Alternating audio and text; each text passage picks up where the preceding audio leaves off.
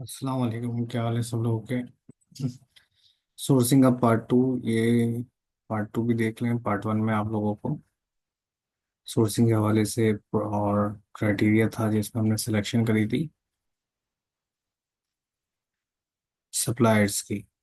ठीक है, आज हमारे पास क्या है वो भी नोट कर लेते हैं।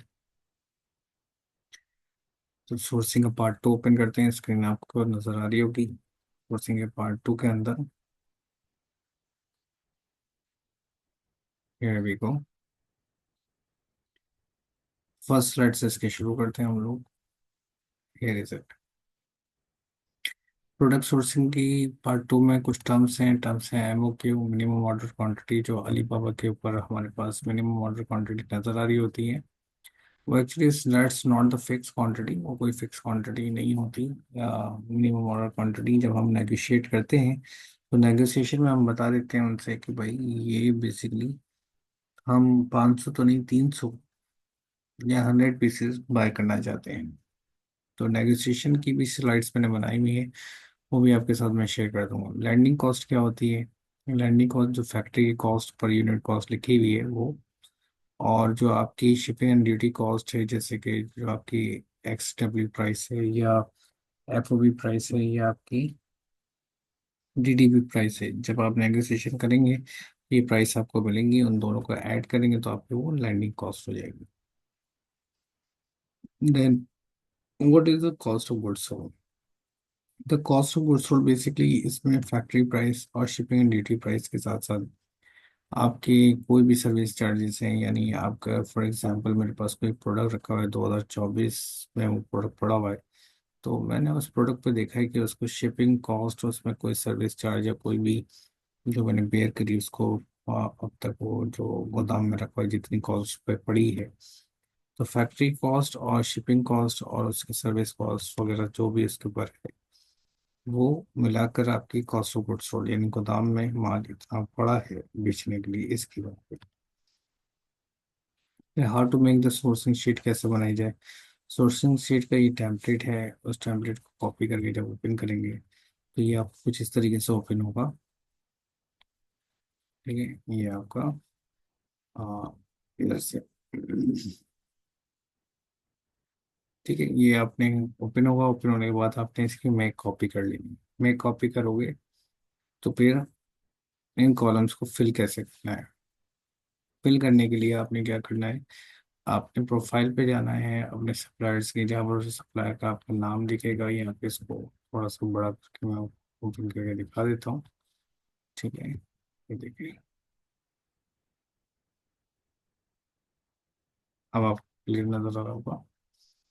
तो ये देखिए, जैसे आप प्रोफाइल ओपन करेंगे सप्लायर की तो वहाँ नाम मिलेगा, कंपनी का नेम मिलेगा। सही से आपके पास सप्लायर का नेम, कंपनी नेम, उसके अलावा उसका आपको वहाँ पर उसका एड्रेस मिल जाएगा बेसिक इंफॉर्मेशन में, और उसकी ट्रांजैक्शन अमाउंट जो टोटल उसने अभी तक किया वो सब मिल जाएगा। वो आपने फाइल में फिल कर देना है। ठीक है, जो आप लिंक ओपन करेंगे, नेक्स्ट स्टेप आपका है जिसके अंदर आपके पास यानी उसकी जब स्टोर पे विजिट करेंगे तो उसकी एज मिल जाएगी, उसको डायमंड्स मिल जाएंगे कि जितने डायमंड्स बेसिकली डिपेंड उसका वो इंडेक्स नंबर्स होते हैं, वो इंडेक्स होते हैं जिसमें उसने एक अच्छी डिलीवरी ड्यूटी टाइम और मतलब उसका रिस्पांस रेट और उसका डिलीवरी टाइम वगैरह वो, और उसकी जो ट्रांजैक्शन नंबर है उस बिहाफ पे ये अलीबाबा उसको डायमंड्स अलॉट करता है।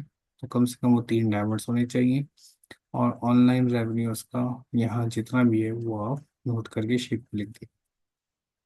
ठीक है, फिर जो चीज़ें मैंने अभी आपको बताई हैं वो चीज़ें इस शीट में भी लिखी हुई है कि आपने ओपन करना है प्रोफाइल सप्लायर्स के नेम पर और वहाँ से कॉपी पेस्ट कर देना है। फैक्ट्री की लोकेशन भी वहाँ पर मिलेगी, कॉपी करेंगे पेस्ट कर देंगे। और फैक्ट्री का जो कांटेक्ट पर्सन ईमेल वगैरह होगा, पर्सन वगैरह, वो भी आप कॉपी पेस्ट कर देंगे। एज मतलब कितने साल से वो काम कर रहा है जो शो हो रही है वो आपने कॉपी करके पेस्ट कर देंगे। सप्लाई के डायमंड्स वगैरह जो मैंने आपको दिखा है, ठीक है।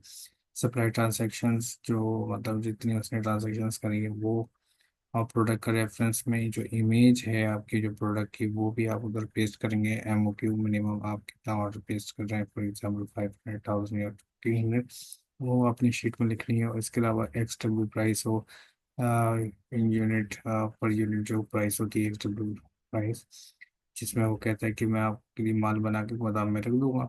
या अगर आप एफओबी प्राइस है कि आप जिसमें वो कहते हैं कि मैं आपके बंदरगाह तक, मतलब पोर्ट तक पहुंचा दूंगा, तो एफओबी प्राइस होती है। और अगर वो आपने डीडीपी सर्विस ली हुई है तो डीडीपी सर्विस होती है उसके गोदाम से लेकर अमेजोन के वेयर हाउस तक, अमेरिका तक, ठीक है। तो जो भी फीस होगी वो आपने वहाँ पर लिख देनी।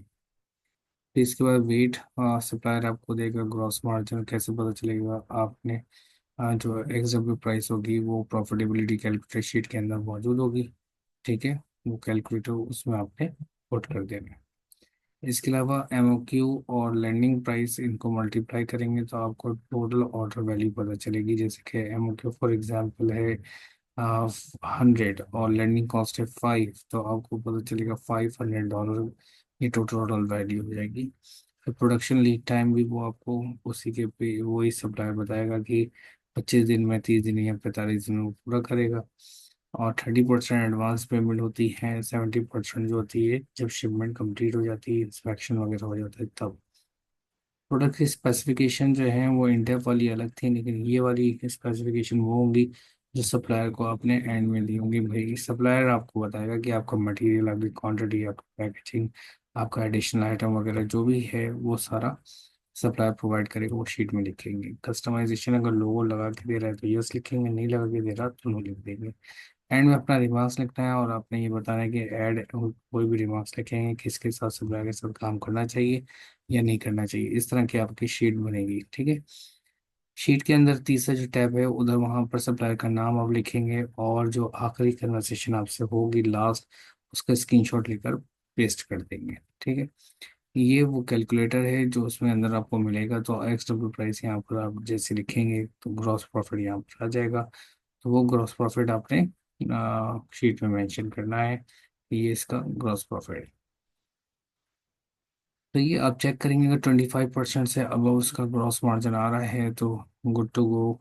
सही है, एटलीस्ट 30% फॉर यूके और यूएस के लिए 25% होता है, ठीक है। इसके अलावा जो है नेगोशिएशन फर्दर आप करेंगे, कन्विंस करेंगे कि आप बॉर्डर प्राइस पे जो भी आप उसको लेकर आएंगे। Now compare the final price of short listed supplier. Final price के हिसाब से जो आपकी नेगोशिएशन हुई है, अब उसमें सप्लायर को शॉर्टलिस्ट करेंगे, then you compare this samples. सही है, so then you can compare the samples वगैरह को फिर कंपेयर कर सकते हैं जब आपके पास सैंपल वगैरह यानी शॉर्टलिस्ट करने के बाद सैंपल के लिए आप कॉल करेंगे, ठीक है।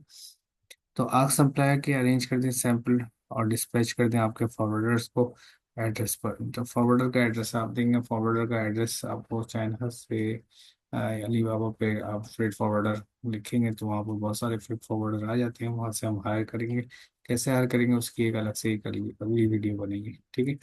सैंपल फ्री ऑफ कॉस्ट जो है वो हमें हर सप्लायर दे देता है, लेकिन अगर कोई आपको सप्लायर कहता है कि नहीं शिपिंग कॉस्ट देनी पड़ेगी तो वो मैक्सिमम $10 इससे ज़्यादा नहीं होंगे। आप उससे ट्रैकिंग आईडी लेंगे कि वंस ऑर्डर डिस्पैच, तो आप उसको ट्रैक कर सकते हैं कि आपका ऑर्डर सैंपल कहाँ तक पहुँचा है।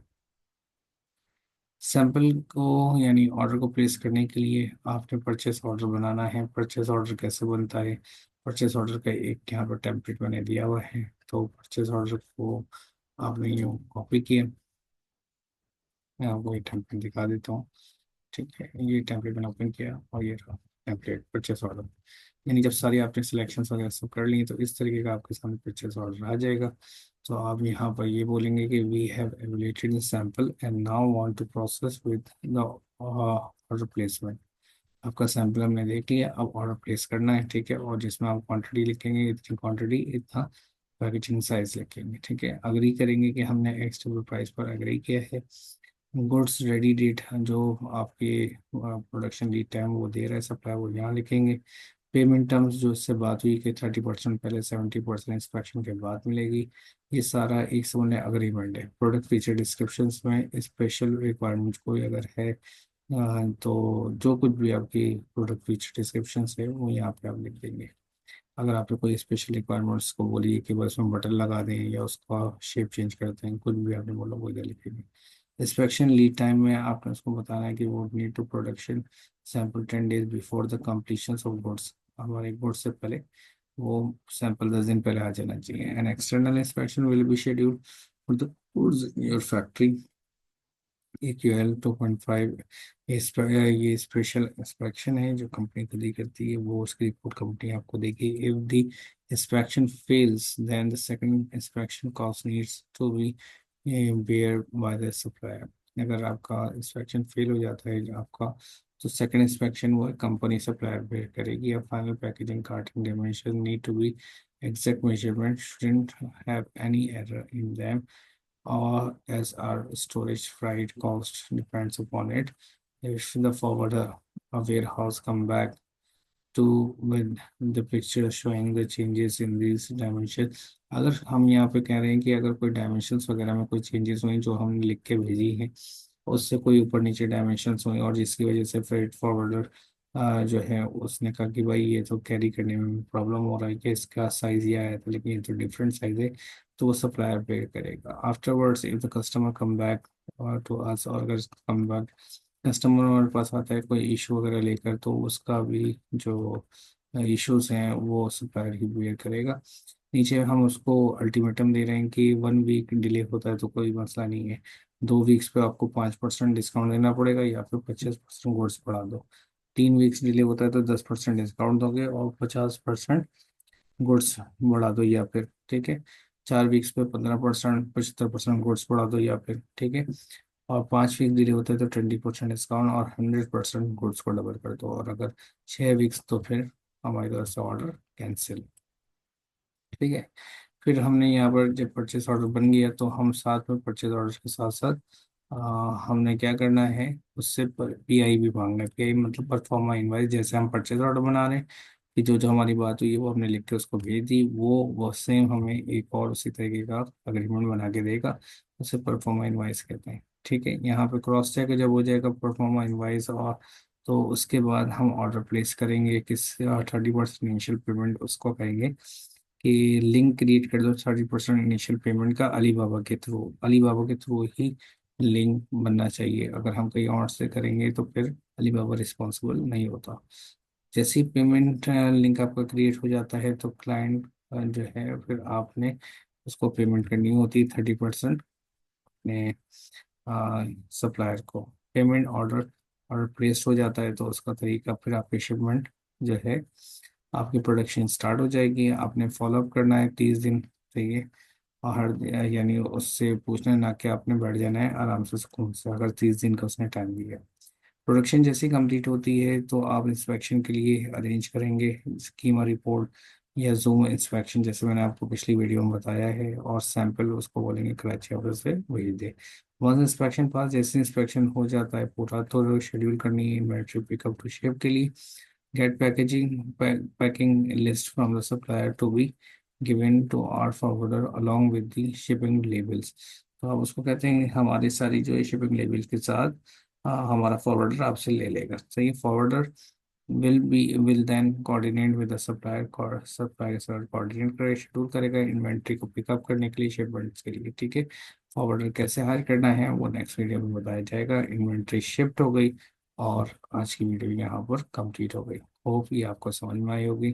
अपना ख्याल रखिएगा और अगली वीडियो के लिए इंतज़ार कीजिएगा ताकि आपका अलीबाबा सोर्सिंग वाली शीट और ये पूरा टास्क कंप्लीट हो जाए। दुआओं में याद रखिएगा और अपना ख्याल रखिएगा। अल्लाह हाफिज़।